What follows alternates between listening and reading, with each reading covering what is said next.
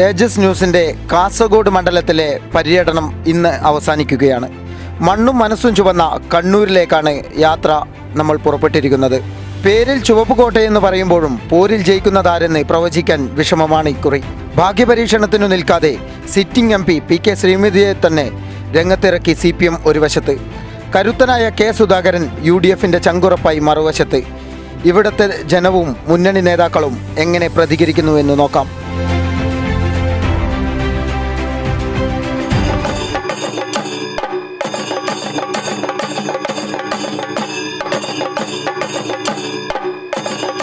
കണ്ണൂർ മണ്ഡലം LDF സ്ഥാനാർത്ഥി PK Shrimati teacher ഇതാ ഇപ്പോൾ ഏതാനും നിമിഷങ്ങൾക്കകം അഴീക്കോട് മണ്ഡലത്തിലെ പര്യടനത്തിൻ്റെ ഭാഗമായി പുല്ലൂപ്പിയിൽ എത്തിച്ചേരാൻ പോവുകയാണ്.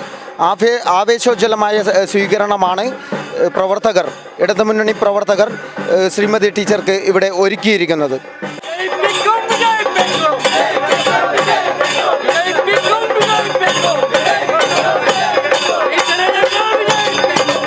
സിറ്റിംഗ് MP ആണെങ്കിലും പ്രചരണത്തിൽ അതിൻ്റെ അലസതയില്ലാതെയാണ് PK ശ്രീമതി മുന്നേറുന്നത്. മണ്ഡലത്തിലെ പ്രചരണ അനുഭവങ്ങൾ PK ശ്രീമതി ടീച്ചർ എങ്ങനെ പങ്കുവയ്ക്കുന്നുവെന്ന് നമുക്ക് നോക്കാം. ഞാൻ ഈ മണ്ഡലത്തിനകത്ത് ജനങ്ങൾക്ക് വേണ്ടി ജനങ്ങളോടൊപ്പം സജീവമായിട്ട് പ്രവർത്തിക്കുന്ന ഒരു ജനപ്രതിനിധി ആയിരിക്കും എന്നുള്ള ആ ഒരു വിശ്വാസത്തിനനുസരിച്ചാണ് എന്നെ സ്ഥാനാർത്ഥിയാക്കിയത്. അത് കഴിഞ്ഞ 5 വർഷം കൃത്യമായിട്ട് എല്ലാവർക്കും അറിയാവുന്ന പോലെ വികസന രംഗത്തും വ്യക്തിപരമായി ഓരോരുത്തരുടെ പ്രശ്നങ്ങളിൽ ഉൾപ്പെടെ ഇടപെടാനും അവരെ കാണാനും പോകാനും കർണാടക ബോർഡർ അപ്പുറത്തും ഇപ്പുറത്ത് വയനാട് ബോർഡർ വരെയും ഏത് സമയത്തും പോകാനും വരാനും തയ്യാറായിട്ടുള്ള ഒരു ജനപ്രതിനിധിയാണ് ഞാൻ. ഇപ്പോൾ രാഹുൽ ഗാന്ധിയുടെ വരവ് ഇപ്പോൾ കേരളത്തിനകത്ത് അത് ഈ മണ്ഡലത്തിലടക്കം പ്രതിഫലിക്കുമെന്ന് തോന്നുന്നുണ്ടോ? UDFിൻ്റെ ഒരു സ്ഥാനാർത്ഥി, അത്രയേ ഉള്ളൂ. ഞങ്ങൾ ലോകസഭയിൽ ഉണ്ടായിരുന്നല്ലോ. UDFിൻ്റെ ഒരു സ്ഥാനാർത്ഥി വയനാട്ടിൽ വന്നു എന്നുള്ളതിൽ കവിഞ്ഞ് വേറെ ഒന്നും അതിൽ വലിയ പ്രാധാന്യം.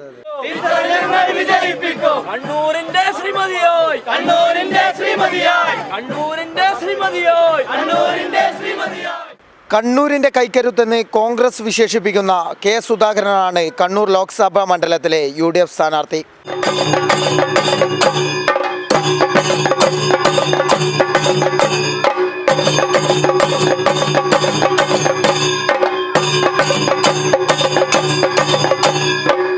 സ്ഥാനാർത്ഥിയുടെ പര്യടനത്തെക്കുറിച്ചും മണ്ഡലത്തിലെ രാഷ്ട്രീയ സ്ഥിതിഗതികളെക്കുറിച്ചും കണ്ണൂർ DCC പ്രസിഡന്റ് സതീശൻ പാച്ചേനി തേജസ് ന്യൂസിനോട് സംസാരിക്കുന്നു.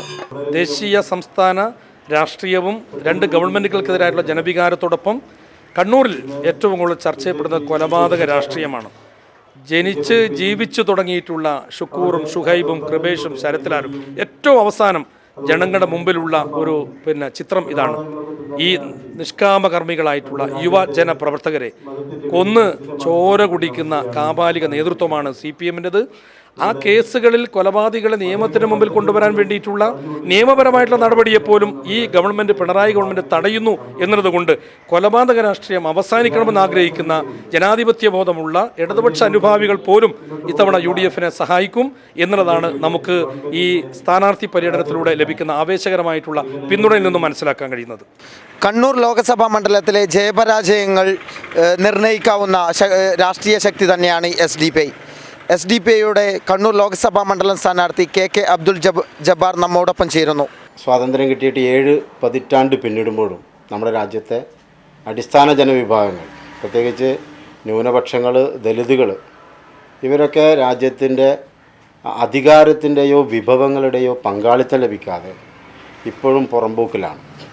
അത്തരം ജനവിഭാഗങ്ങളെ മുഖ്യധാരയിലേക്ക് ഉയർത്തിക്കൊണ്ടുവന്ന് അവർക്ക് അധികാരത്തിലും വിഭവങ്ങളിലും പങ്കാളിത്തം ലഭ്യമാവണമെങ്കിൽ നിലവിലുള്ള സാമ്പ്രദായിക രാഷ്ട്രീയ പ്രസ്ഥാനങ്ങൾക്ക് അത് കഴിയില്ല എന്ന് കഴിഞ്ഞ 7 പതിറ്റാണ്ടത്തെ ഇന്ത്യയുടെ ചരിത്രം തെളിയിച്ചിരിക്കുന്നു.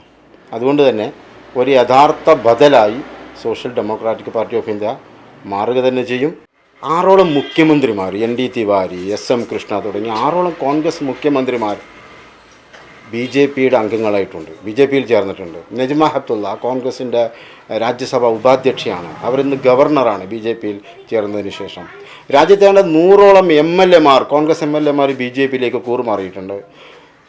ഈ UDF സ്ഥാനാർത്ഥി തന്നെ, കണ്ണൂരിലെ UDF സ്ഥാനാർത്ഥി തന്നെ കുമ്മനം രാജശേഖരൻ്റെ ഒരു ജാഥയ്ക്കിടയിൽ 2 തവണ BJPയുടെ നേതാക്കളുമായി ചർച്ച നടത്തി ഏതാണ്ട് മൂന്നാം തവണ അമിത്ഷായുമായുള്ള കൂടിക്കാഴ്ചയ്ക്ക് പോലും ഡേറ്റ് കണ്ട നേതാവാണ് UDF-ൻ്റെ സ്ഥാനാർത്ഥി.